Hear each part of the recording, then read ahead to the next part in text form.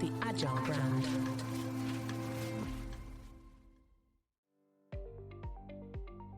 Welcome to the B2B Agility Podcast, where we look at the factors that drive success in B2B marketing, with a focus on the people, processes, data, and platforms that make B2B brands stand out and thrive in a competitive marketplace. I'm your host, Greg Kihlstrom, advising Fortune 1000 brands on MarTech, marketing operations, and CX, best-selling author and speaker. Now let's get on to the show. Are your people, processes, and platforms delivering value to drive better customer experiences, or are they and your CX disconnected and siloed? Agility requires a willingness to adapt and evolve, as well as a deeper understanding of how customer trust is built or broken through simplicity, personalization, and empowered employees. Today, we're going to talk about how brands can transform their customer experience using AI-powered strategies. To help me discuss this topic, I'd like to welcome John Durocher, Chief Customer Officer at Calix. John, welcome to the show. Thanks for having me on. Yeah, looking forward to talking about this with you. Definitely a timely topic here and looking forward to diving in. But before we do, why don't you give a little background on yourself and your role at Calix? Absolutely. So as you heard, I'm the Chief Customer Officer at Calix, but how did I get here? In my career, I've kind of rode these big waves of business evolution. So I started at Accenture and worked on globalization and consolidation, outsourcing non-core functions, those global delivery models. From there, I went to Salesforce and got on the cloud evolution and building a success team kind of wave. And then I've ended up, my final stop here is at Calix. We're really trying to help our customers move from selling a commodity to delivering a differentiated experience, to deliver an experience first kind of solution. Nice.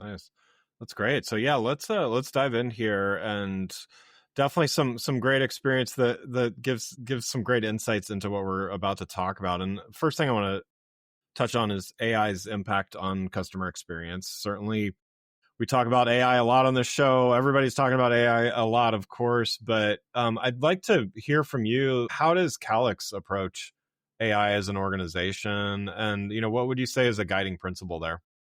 Well, there's a couple of different dimensions.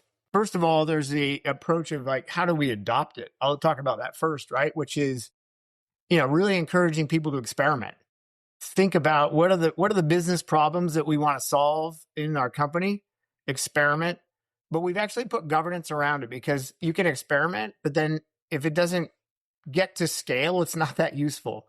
So that's been a big part of our focus, is identify a problem, test it out, and then can this scale to help a department or the entire company? And we put some ground rules around that.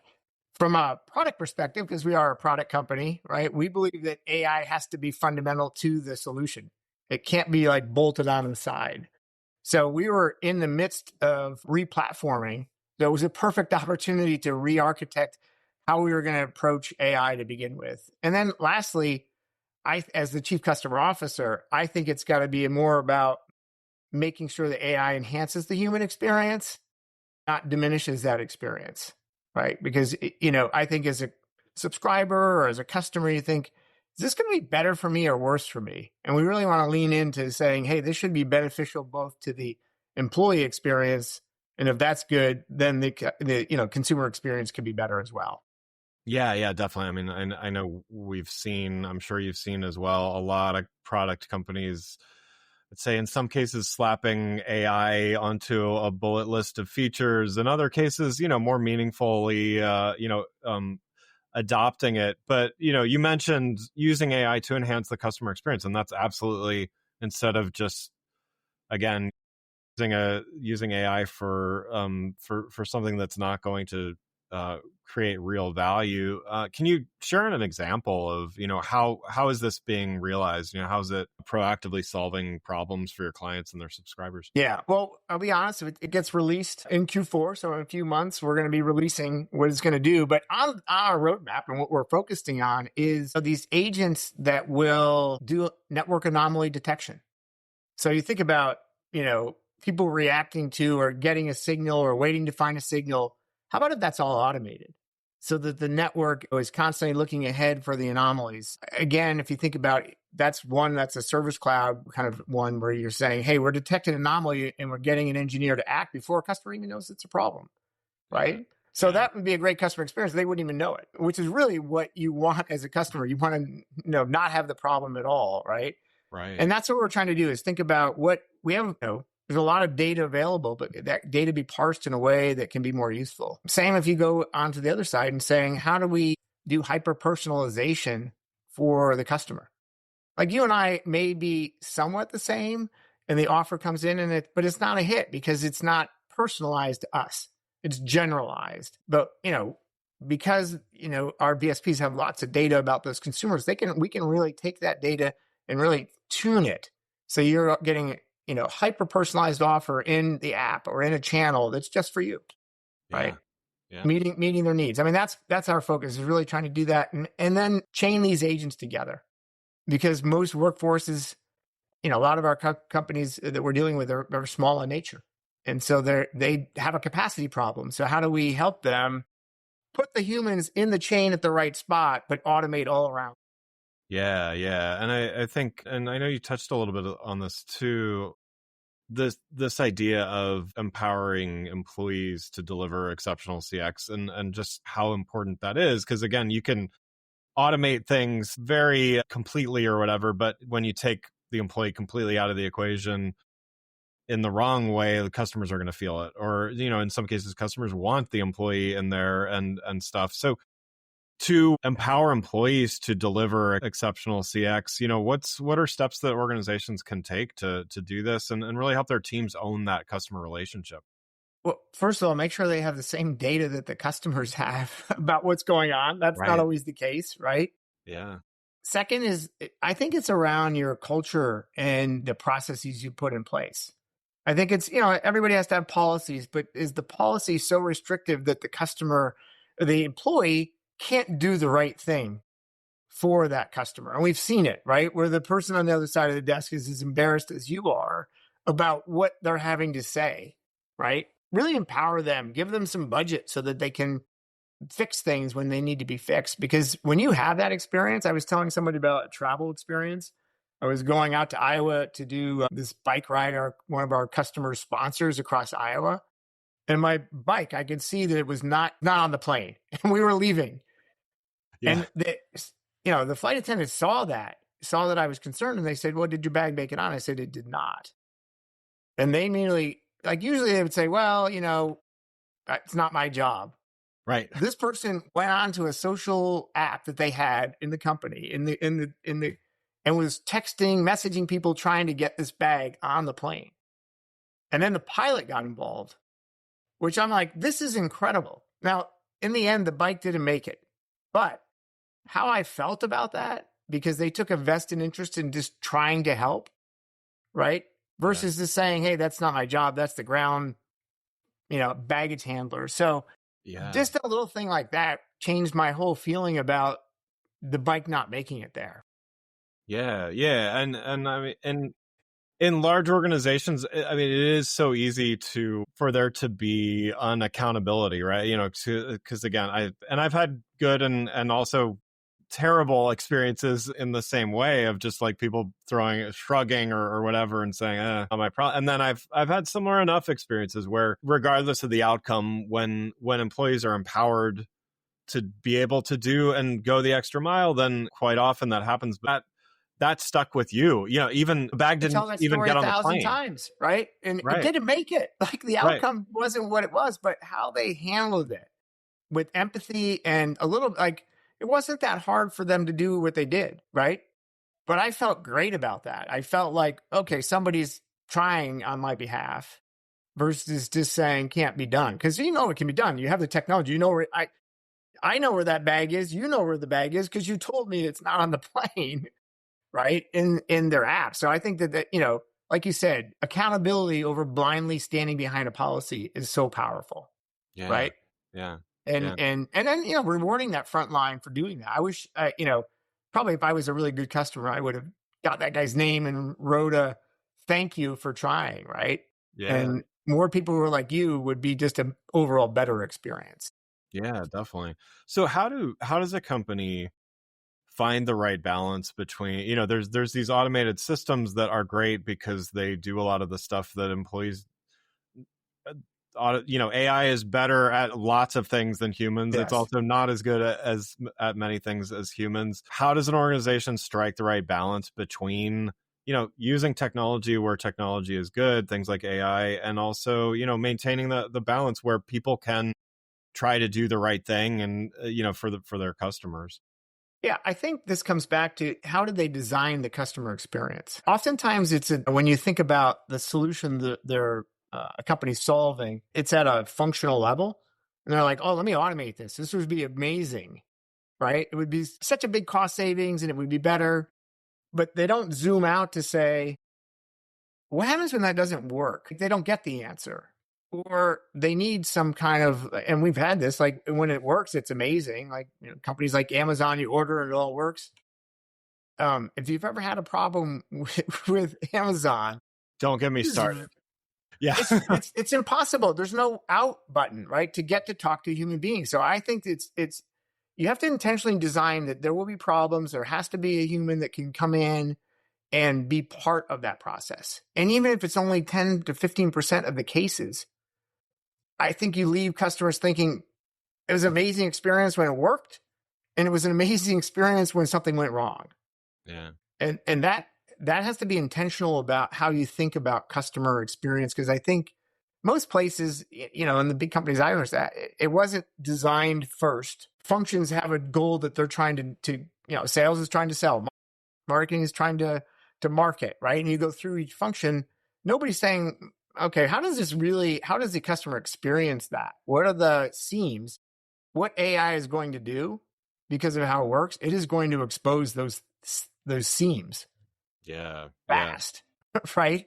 And if you haven't really thought about that, first of all, you won't get the full value out of AI because the data won't be connected, the experience won't be connected, and you'll be automating things that aren't really good end to end. So I think being intentional about the design of that and what role humans will play. We've been talking a lot about this. The things that we want to automate is so we can increase human interaction, not decrease.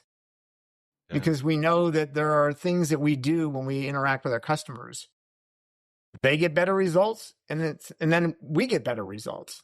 So I think there's a big operational savings that can happen, but it shouldn't be at the cost of your entire experience. Yeah, definitely.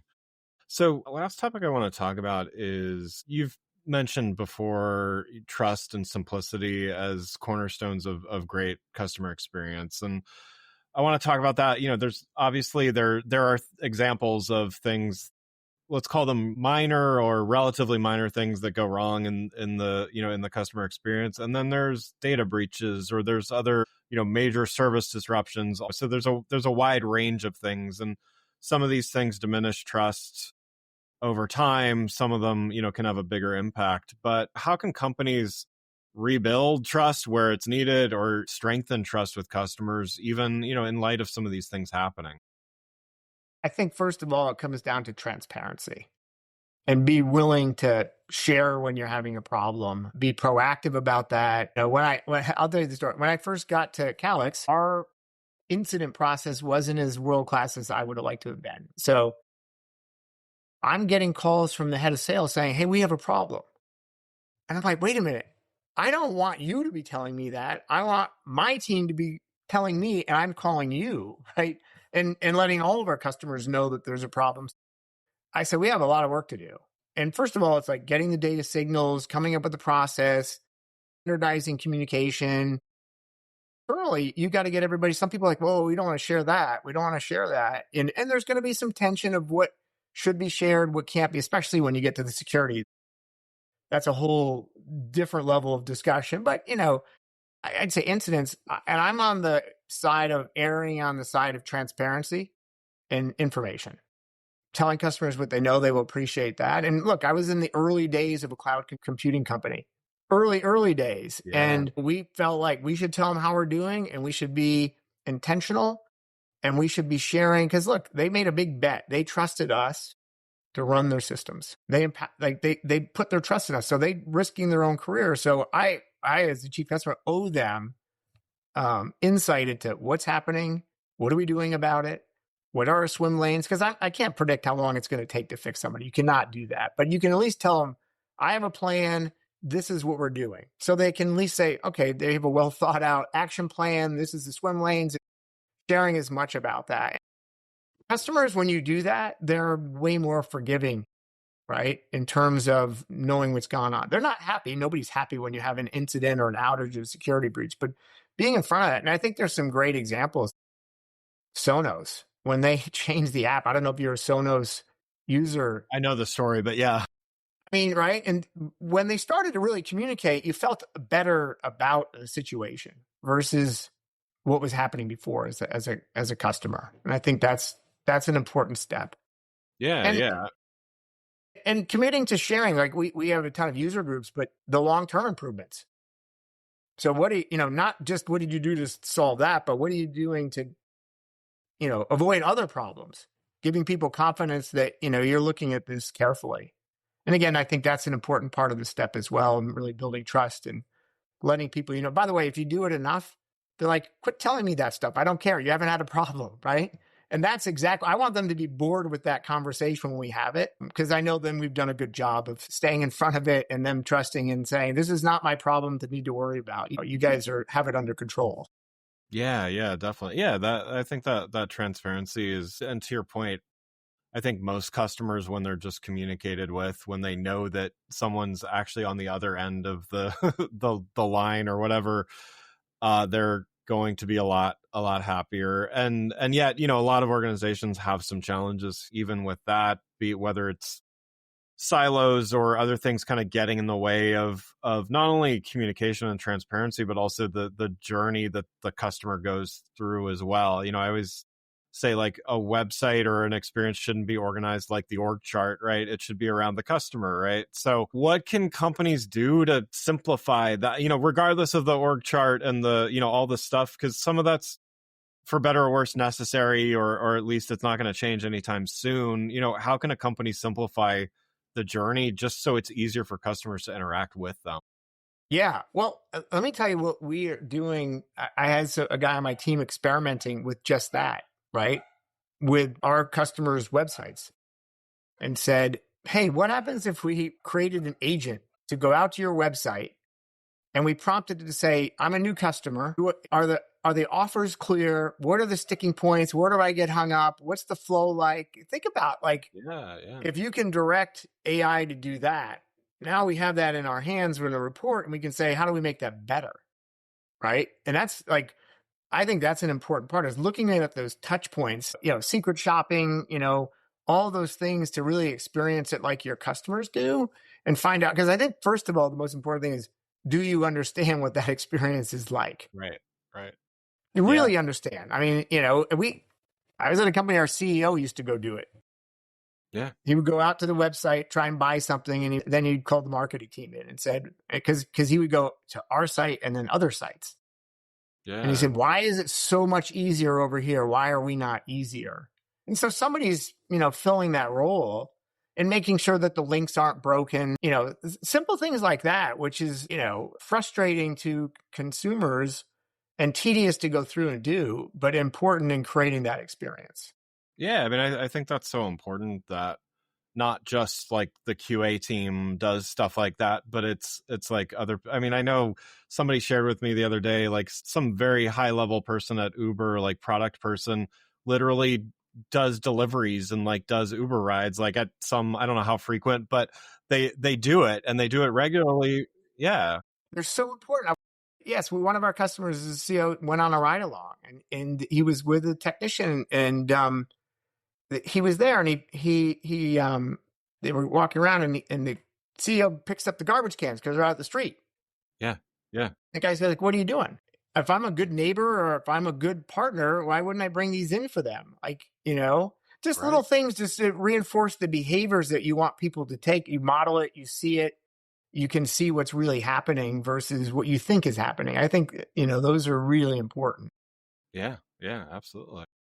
So, looking ahead, what are what are some of the most exciting potential applications of AI and CX that you're seeing? I think those that I mentioned earlier, the hyper personalized ones, I think that is really exciting to market to me as me. Nobody else, just what my combination of activities and products that I own. Um, I think the second one is this predictive service when you're fixing things before they're even broken. I mean, that's great. Acknowledging and being able to do that on a seasonal basis, looking at the trends in seasonal, but also what's happening in the community and what's happening around that, and really dial that in. I think those are things that humans could never do without lots of humans looking at lots of dials, which is not scalable. So I think Right. that's the other one. And then I think the last one is more of an employee experience, but think about AI powered coaching. Mm. Yeah. And having a coach next to you all the time. Like, first of all, it's not embarrassing because it's AI. It's like having a full-time coach that just cares about your success. I think those are the areas that I'm really excited about because it can, up-level skills, change the experience, make people more productive, maybe make the job more fulfilling. Yeah. I mean, and it's elevating that employee, and instead of replacing them, it's helping them do their job better and grow and learn. And yeah, that's awesome. Well, John, thanks so much for joining today. One last question before we wrap up here. I like to ask everybody, what do you do to stay agile in your role, and how do you find a way to do it consistently? Yeah. So there's three things that I always do. First of all, I mentioned it. Listen closer to my customers. Never stop listening to customers, right? The second is looking at the data. What is the data telling me that maybe the customers aren't telling me? And then the third is around that. I think what you were really going with, what's on the horizon for innovation? What's the emerging technology, the market disruptions? How do you apply, these ideas that are not maybe in your industry to what you're doing? And so podcasts like yours is a great one. Articles. I dedicate a portion of my time every day to listen to a podcast and read articles, so I stay relevant. Otherwise, I think, the world is changing so quickly. I just get left behind. Yes, love it. Well, again, I'd like to thank John Durocher, Chief Customer Officer at Calix, for joining the show. You can learn more about John and Calix by following. You can learn more about John and Calix by following the links in the show notes. Greg, thanks so much for having me on as a guest. That was a lot of fun. Yeah, thanks. Yeah, it was. Thanks. Thanks again for listening to the B2B Agility Podcast. If you enjoyed the show, please take a minute to subscribe and leave us a rating so that others can find the show more easily. You can access more episodes of the show at www.b2bagility.com. That's b2bagility.com. While you're there, check out my series of best-selling Agile brand guides covering a wide variety of marketing technology topics, or you can search for Greg Kihlstrom on Amazon. Until next time, stay focused and stay agile. The Agile brand.